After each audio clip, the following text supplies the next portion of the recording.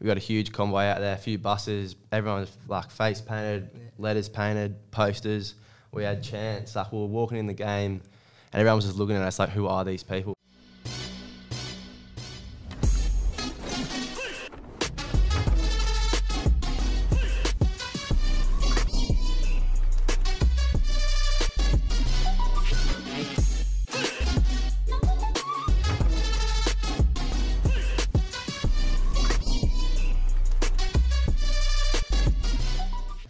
Hey guys, welcome to the Up and Coming podcast. I'm Tanasio Winikerei. And I'm Connor McMullen. And this podcast is where we interview up and coming players that we think you might see in the big screen in the near future.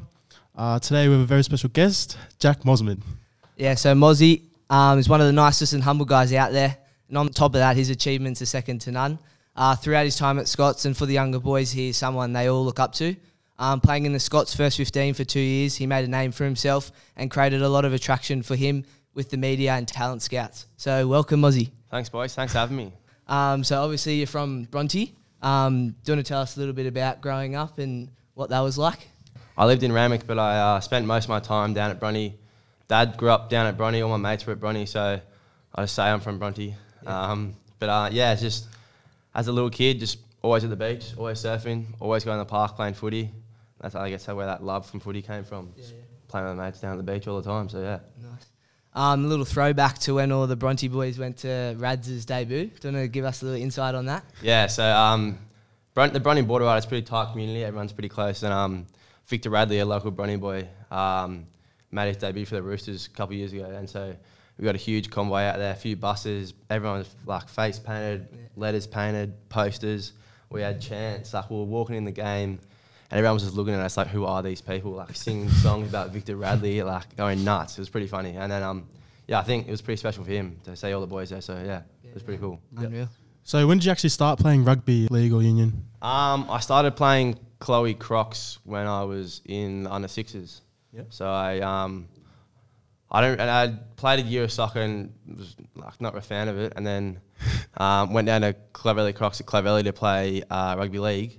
And then from then just played 4 years for the Crocs and then switched to union because they had on Sunday games or something. Something got mixed up, so I switched to union and then played that all the way. So you're a leaguey? Yeah, actually a junior leaguey. Started with league, so that's where I got it because my granddad is a league. He played for South in the 50s, so I think that's where that love for league comes from. Yeah, right. Did you know from a young age that you were talented, or did anyone tell you, like your parents when you were little? And I guess your parents always say you're pretty good. Like you always say you play well, but not really. I didn't really know that well, to be honest. But yeah, I guess. Were you always in like making those rep sides when you were younger as well? I made a couple, with East, but then when I came to Scots in year 7, I was playing Bs for a few years and just kind of wasn't really enjoying it as much. So I guess, not all the time. And obviously, when you were playing your junior rugby, did you ever think you'd be putting like on a Roosters jersey, or like I know you're a Rabbitoh supporter, so that might be a bit hard, but yeah, never. I never thought of it. I always saw them on TV, like the 20s with the yellow ball. I remember that, always watching it, and never really thought of me getting there. And especially being a South supporter, all my family mad South supporters. Yeah. So we had this big Christmas lunch with all my family when I started playing for the Roosters, and no one knew. And Dad gave this big spiel, like it's really hard for Jack to say. And I stand up, go, I'm playing for the Roosters. Everyone just laughs. Everyone was like, what? Yeah. So obviously high school. What year did you start Scots? And like, did you enjoy school? Was it? I started 2014. I started in Scots. Yeah, 2014. Yeah. Loved it. Loved every minute of it. I think Glengarry is probably one of the highlights from school. That was one of the best things I've done. But yeah, really enjoyed school. Really enjoyed it, especially coming from a primary school, a public school, Bronte. It was a big change, but loved it. It was hectic.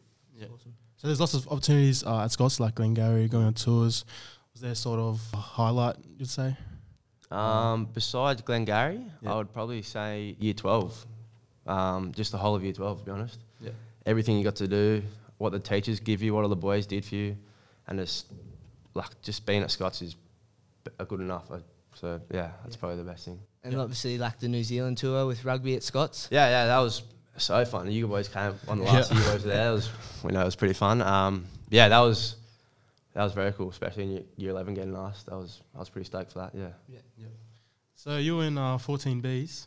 Yeah, 13 Bs, 14 Bs. Yeah. All right. So then you obviously second 15 premiership in year 10, 2 years in the first. Like, how was that? Like, did you think you were going to be there when you're in the 13, 14 Bs or?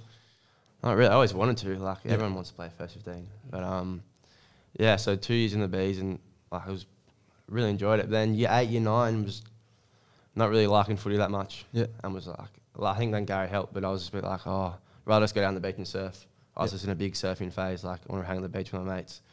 And I'd play footy, I'd be like, oh, like, got footy, like, I don't really want to go. But then went to Glengarry, and then, I don't know, came back in year 10 and something's clicked and just loved it and just, really enjoyed footy from there. Did anyone, like, tell you to put your head in, or how did that switch, how did that click for you? I actually don't know. I think I actually have no idea. I think Glengarry just kind of changed, came back, was like, yeah, footy's the best. And then, I don't know, can't not stop surfing, but winter came, just kind of stopped surfing winter. Got a bit cold, so stuck to footy.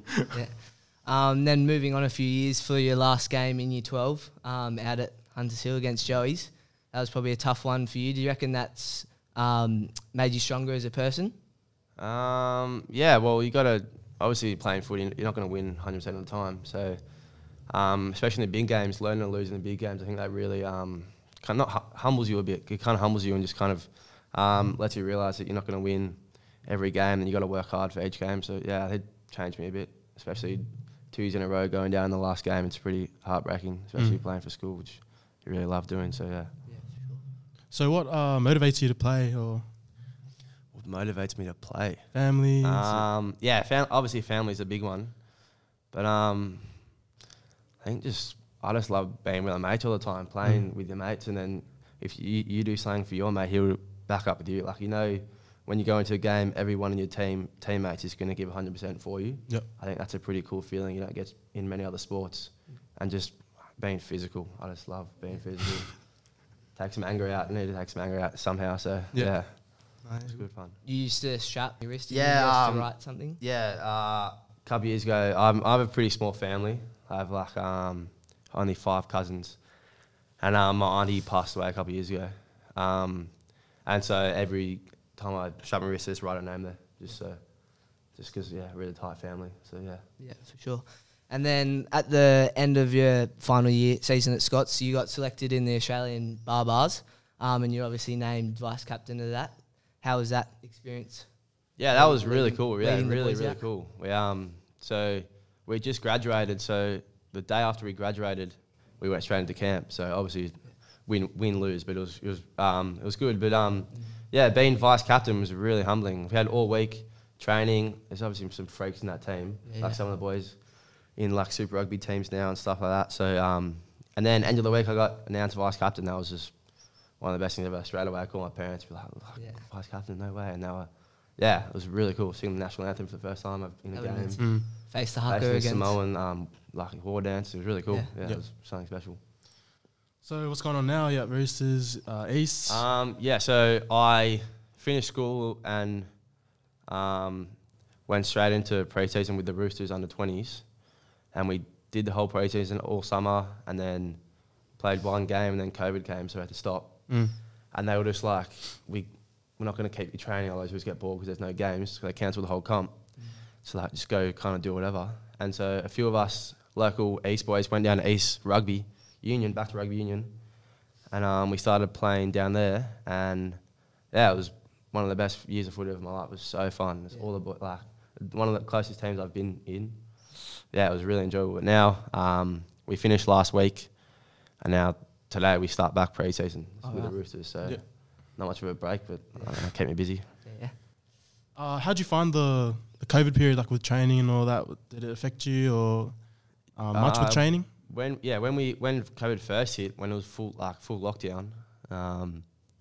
Luckily, my cousin has a little gym in his garage, so I went over there and gymmed. But yeah, it was bit of head noise training by yourself on the field, just doing laps and like doing suicides and Malcolms, whatever you're doing. Yeah. But as it eased and as you have more people, then training started again, and then it got better and better. And then throughout the end of the season, it was pretty much back to normal, I guess, except crowds were limited. But Yeah, the start of COVID, it was tough, definitely tough. But I reckon I was in the best shape I've ever been. All I did was train, nothing else to do. So I just gymmed and ran. Yeah, nice. Do you have any superstitions when it comes to game day? And does that change like with bigger games like finals or anything like that? I always, if anywhere I go, I have to go for a swim in the ocean. Even when it's freezing? Even when it's freezing, even when it's rain, I have to go. Or I have to have some swim somewhere. Yeah. The ocean usually, but yeah, even when it's freezing. Like the other day we had our grand final, it was freezing cold, raining, pissing down. All the boys were down there in the pool. Yeah. So yeah, that's one of my things. And usually the same thing for breakfast. I make a BLT at home. So BLT. yeah. So what's the best advice you've been given, or from a coach or someone you've listened to? Best advice, I think just obviously enjoy your footy, but my best advice I got from a coach at Scott was just the way you prepare is the way you're going to play. Yeah. So that's my big thing. Like if you, especially it showed this year, when you train bad, you're going to play bad. I know everyone says it, but it really showed this year. So yeah, that's my best. I really try to prepare as good as I can, train as good as I can, give 100% every time you're out there. So that's my probably best advice I can do. Train like you're playing. Yeah. Unreal. So thanks for coming in, Mozzie. Thanks, boys. Thanks for having me. No worries. Great start. Thank you. Sweet. Well, yeah, we'll just wrap it up there, shall we? Cheers.